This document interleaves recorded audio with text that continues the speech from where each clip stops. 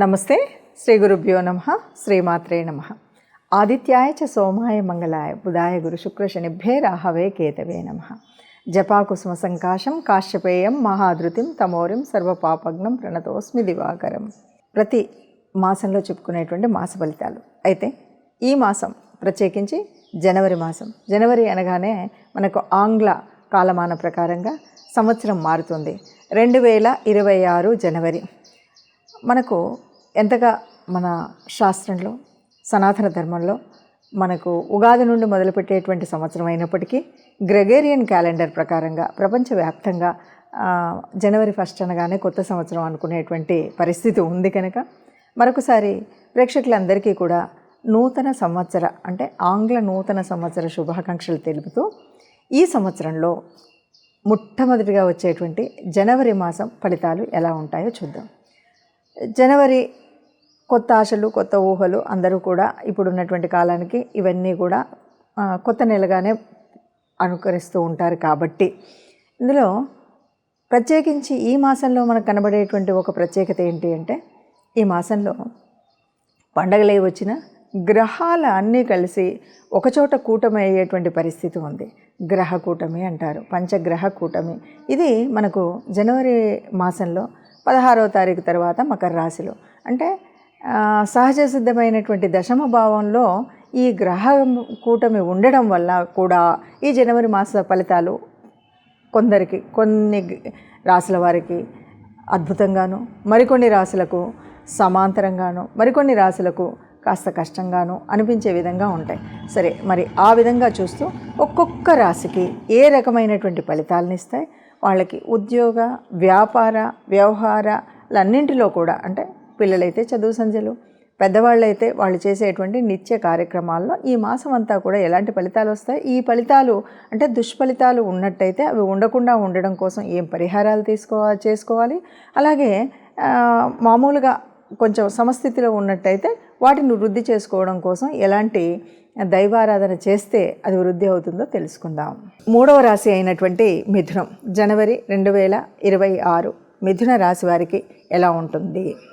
మిథున రాశి వారికి ముఖ్యంగా మొదటి పక్షంలో ఎలా ఉంటుంది అంటే 1 నుండి 15 వరకు ఎలా ఉంటుంది అని కనుక చెప్తే మిశ్రమ ఫలితాలు ఉంటాయి అని చెప్పొచ్చు. మిశ్రమ ఫలితాలు ఎందుకంటే మనకు ఇప్పుడు చూడండి, దీర్ఘ సంచార గ్రహాలు ఏవైతే ఉన్నాయో అవి కొంచెం ప్రతికూలంగా ఉన్నాయి. జన్మరాశిలో గురువు ఉండడం, అట్లాగే దశమ కంటకంగా శని ఉన్నాడు. ఇవి కొద్దిగా ఇబ్బంది కలిగిస్తాయి.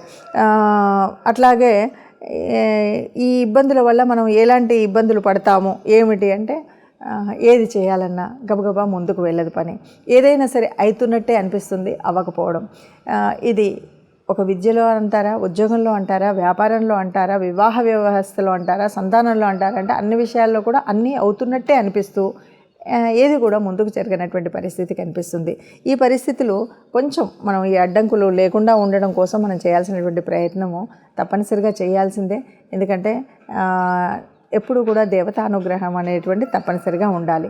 ఇక్కడ మీరు చేయాల్సింది ఏంటంటే, ఈ మాసంలో వీలైనంత వరకు ఈ మొదటి పక్షంలో కూడా అన్నదానం చేయడం అనేటువంటిది మర్చిపోకుండా చేయొచ్చు. లేదు, మనకు మొదటి పక్షంలో మనకు వచ్చేటువంటి పండగ ఉంది కాబట్టి ఈ సంక్రాంతిని పురస్కరించుకొని ఏదైనా అన్నదానం చేయడం కానీ, బీదలకు దానం చేయడం కానీ, వస్త్రదానం చేయడం కానీ చాలా మంచి ఉపయోగకరమైనటువంటి రెమెడీగా మనం చెప్పొచ్చు. తర్వాత ఇక్కడే మొదటి పక్షంలోనే మనకు ఏకాదశి వస్తుంది, వైకుంఠ ఏకాదశి, ముక్కోటి ఏకాదశి, ఏదన్నా సరే పేరు. ముక్కోటి ఏకాదశిలో కూడా మీరు చేయవలసినటువంటి దానాలు చేసినట్టయితే చక్కటి ఫలితం ఉంటుందని చెప్పొచ్చు. మిథున రాశి జనవరి 26 రెండవ పక్షానికి ఎలా ఉంది అంటే, ఇక్కడ పంచగ్రహ కూటమి ప్రారంభమైంది. మనకు 15వ తారీఖు అవగానే మనకు మకరంలోకి మనకు రవి వెళ్ళడం, మకర సంక్రమణం జరగడం అన్నది తెలిసిందే. గ్రహాలు ఇప్పుడు ఈ రాశి వాళ్ళకి అధిక గ్రహాలు అష్టమంలో ఉన్నాయి. ఒక శుక్రుడు మినహాయించి అన్నీ కూడా ప్రతికూల ఫలితాలు ఇస్తున్నాయి. అయినప్పటికీ కొంత మనకు సదుపయోగంగా ఉండే విధంగా ఉంటాయి. ఎందుకంటే ఒక చోట ఉన్నప్పుడు కొన్ని మంచి, కొన్ని చెడు ఇస్తాయి కాబట్టి. కానీ ఆరోగ్య రీత్యా మాత్రం కొన్ని రకాలైనటువంటి ఇబ్బందులు ఉంటాయి అని చెప్పొచ్చు. ముఖ్యంగా కడుపుకు సంబంధించి అంటే ఉదర సంబంధితమైనటువంటి, అంటే కడుపులో ఏదో అయిపోతుందని కాదు, ఒక నెలలో ఒక చిన్న దీనివల్ల అవుతుందని కాదు, ఏదైనా అజీర్ణం చేయడం, సమయానికి అన్నం తినకపోవడం కావచ్చు, సమయం తప్పి తినకపోవచ్చు, ఇలాంటి వల్ల ఏమవుతున్నాయంటే ఈ ఉదర సంబంధమైనటువంటి జీర్ణ శక్తికి సంబంధించినటువంటి కొన్ని ఇబ్బందులు కలిగేటువంటి అవకాశం ఉంటుంది. ఇంకా కొన్నిసార్లు ఏమవుతుందంటే అనవసర శత్రుత్వం కూడా కలిగేటువంటి పరిస్థితి ఉంది. అందుకని మనం మాట్లాడేటప్పుడు, ఎందుకంటే అందరూ మన వాళ్ళే అనుకుని కూడా కొన్నిసార్లు చాలా అవలీలగా మాట్లాడుతుంటాం, దానివల్ల శత్రుత్వం పెరిగే అవకాశం ఉండొచ్చు. అలాగే కొన్నిసార్లు ఏమవుతుందంటే మనం ఒకరికి సహాయం చేద్దామని వెళ్తాం, సహాయం చేసిన తర్వాత కూడా దాన్ని మళ్ళీ మనకు శత్రువు. అందుకని అనర్హులకు ఎవ్వరికి కూడా ఏ రకమైనటువంటి సహాయం చేయడం అన్నటువంటిది ఈ మాసంలో మాత్రం అస్సలు చేయకండి. కొన్నిసార్లు ఏంటంటే వాళ్ళు మాట్లాడినంతసేపు మన వాళ్ళే అనిపిస్తుంది, మన మంచి వాళ్ళుగానే కనిపిస్తూ ఉంటారు, కానీ తీరా సహాయం చేసిన తర్వాత అప్పుడు కానీ అసలు రూపం కనిపించదు. అప్పుడు ఆ దుర్మార్గులకు ఎందుకు చేశామా అనిపిస్తుంది. కాబట్టి ఈ మాసంలో మాత్రం ఎట్టి పరిస్థితుల్లో మీరు ఏదో మనం మీద వేసుకొని వాళ్ళ కష్టాన్ని మన కష్టంగా అనుకుని సహాయం చేసే స్థితికి మాత్రం వెళ్ళకండి. అలా ఉన్నంత వరకు మీకు ఏ ఇబ్బంది రాకుండా ఉంటుంది. ఇష్టదేవత ప్రార్థన చేసుకోండి. ఆ దేవత అనుగ్రహం ఉన్నంత వరకు ఏ రకమైనటువంటి చెడు జరగదు. ఏది ఏమన్నా గ్రహ సంచారం అనేది మన చేతిలో ఉన్నటువంటిది కాదు. జన్మరీత్యా మనం ఏ రాశిలో పుట్టినప్పటికీ గోచార రీత్యా జరుగుతున్నటువంటి మార్పుల వల్ల కొంత మన రాశి మీద ప్రభావం పడడం అనేటువంటిది సహజంగా జరిగేటువంటి స్థితి.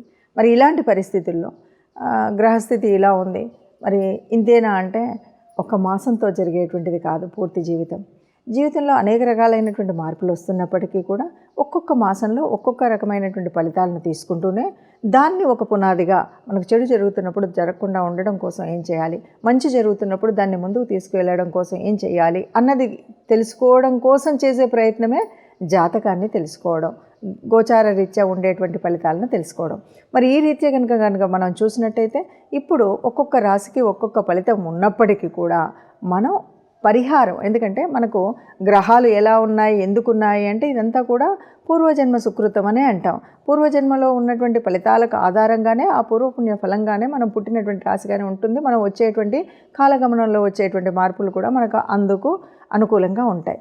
కాబట్టి మనం చేసే పాపపుణ్యాల మీద, మనం ఇప్పుడు చేస్తున్నటువంటి పుణ్యాల మీద మన ఫలితాలను సర్దిద్దుకునేటువంటి పరిస్థితి ఉంటుంది. దేనికైనా సరే ఎప్పుడూ కూడా గ్రహాల అనుకూలత ఉండాలి, దైవ అనుగ్రహము ఉండాలి.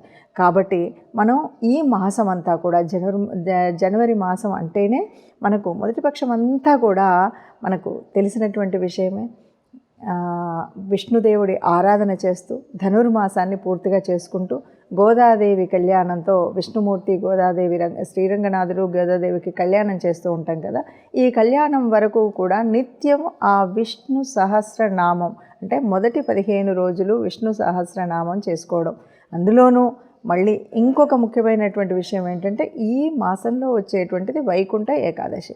దీన్ని కూడా దృష్టిలో పెట్టుకున్నట్టయితే ఈ మాసమంతా కూడా మనం పుణ్యమైనటువంటి ఫలితాలను పొందాలి అంటే తప్పనిసరిగా ఆ విష్ణు సంబంధితమైనటువంటి ఆలయాలకు వెళ్ళడం, విష్ణు సహస్రాన్ని చదవడం, వీటితో పాటు ఎక్కడైనా సరే ఆ విష్ణు దేవాలయాల్లో ఆ ధ్వజస్తంభం దగ్గర దీపాన్ని పెట్టడం, ఇవి మనం చేయవలసినటువంటివి. వీటితో పాటు విష్ణు సంబంధితమైనటువంటివి కనుక ఇక్కడ ఏదైనా బుధవారాల రోజులో కానీ, లేకపోతే మనకి ఇప్పుడు వచ్చే వైకుంఠ ఏకాదశి రోజు కానీ, లేదు ఈ పండగ 3 రోజుల్లో మనకి వచ్చేటువంటి భోగి, సంక్రాంతి, కనుమ, ఈ 3 రోజుల్లో కానీ మీకు తోచినంత, మీరు చేయగలిగినంత దానం, ధర్మం ఈ రెండింటిని కనుక చేసినట్టయితే ఈ మాసంలో మీకున్నటువంటి అనేక రకాలైన చెడు ఫలితాలు ఎవరికి ఏ రకంగా ఉన్నా కూడా పూర్తిగా తొలగిపోయి ఈ అడ్డంకులన్నీ పోతూ హాయిగా ఉండగలుగుతారు. కాబట్టి ఇక్కడ మనం ప్రత్యేకించి నిత్య దేవతారార్చన లేదా ఇష్ట దేవతార్చన చేస్తూనే విష్ణు దేవాలయాల్ని సందర్శిస్తూ దానం చేసినట్టయితే మనకు ఏ రకమైనటువంటి కీడు కలగకుండా ఈ జనవరి మాసం. ఎందుకు మనం ఈ జనవరి మాసంలో ప్రత్యేకించి ఇలా చెప్పుకుంటున్నామంటే ఏదైనా సరే సంవత్సరంలో మొట్టమొదటి మాసంలో ఎలాంటి విఘ్నాలు లేకుండా ముందుకు వెళ్ళినట్టయితే సంవత్సర కాలం దిగ్విజయంగా ఉంటుంది అనే భావన ఉంటుంది. కాబట్టి దానం, ధర్మంతో మన కష్టాలని కడతెరుచుకుందాం. మొత్తంగా మనం చెప్పాలి అంటే ఇప్పుడు మీరు రాశి ఫలితాలు చూడగానే చాలామంది రకరకాలుగా మాట్లాడుతూ ఉంటారు. అంటే ఏదో గ్రహస్థితి అన్నారు, మళ్ళీ ఏదో చెప్పారు, ఇది ఇలా కాదు మాకు ఇలాగే జరిగింది అంటే కొంతమందికి 3 రకాలుగా మనం చెప్పచ్చు. ఒకటి ఏంటంటే మన పూర్వ పుణ్య ఫలితాల్లో దాన్ని మనం బేరేజ్ వేసుకుంటూ వెళితే మన పాపకర్మల్ని వదిలించుకుంటూ వాటిని బ్యారేజ్ చేసుకుంటూ వస్తున్నటువంటి స్థితిలో కొంత కష్టం నష్టం అనేటువంటిది కనిపించేటువంటిది ఒక పద్ధతి. ఇక రెండవ పద్ధతి, మనం నిజంగా మనము మన రాశి ఇదేనా, మన స్థితి ఇదేనా అన్నది సగం మందికి తెలియదు.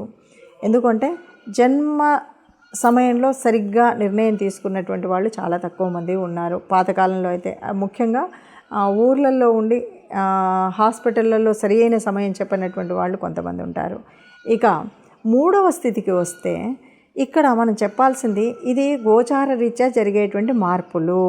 ఈ గోచార రీత్యా జరుగుతూ ఉన్నప్పుడు కోటాను కోట్ల మందిలో కొంతమందికి మాత్రమే ఎందుకు అవుతుంది, మిగతా వాళ్ళకి ఎందుకు అవ్వదు అంటే జన్మరాశి మనం ఏదైతే జన్మకుండలి రీత్యా మన జన్మరాశి చక్రంలో మనకు కొన్ని రకాలైనటువంటి యోగించే గ్రహాలు యోగించని గ్రహాలు ఉండడం వల్ల ఆ గ్రహస్థితి ఏ స్థానంలో ఉందో, 10వ స్థానంలో ఉంటే ఉద్యోగానికి నీకు ఇబ్బంది లేనటువంటి రవి ఉన్నాడు, చక్కగా గవర్నమెంట్ ఉద్యోగం అనుకోవచ్చు. అలా కాకుండా ఇబ్బందులు కలిగించేటువంటి స్థితి ఉందా, ఏ గ్రహాన్ని ఏది చూస్తుంది అంటే గ్రహం యొక్క యుతి, దృష్టి, ఇవన్నిటి మీద ఆధారపడేటువంటి ఈ గొప్పనైనటువంటి వాడిని మనము స్థాళీపులక న్యాయంగా చెప్పడమే ఇందులో ఉంటుంది. కొంతగా మనకు జరగబోయే నష్టాలు ఎందుకు చెప్తారు అంటే ఆ నష్టాలను తట్టుకొని ముందుకు వెళ్ళడం కోసం. కష్టాలు ఉన్నాయి, ఆ కష్టాలను కడతీర్చుకోవడం కోసం సవ్యమైన మార్గంలో వెళ్ళండి, ఈ దేవత ఆరాధన చెయ్యండి అని చెప్పడం కోసం చేసేటువంటి ప్రయత్నమే ఈ మాస ఫలితాలు అని చెప్పచ్చు.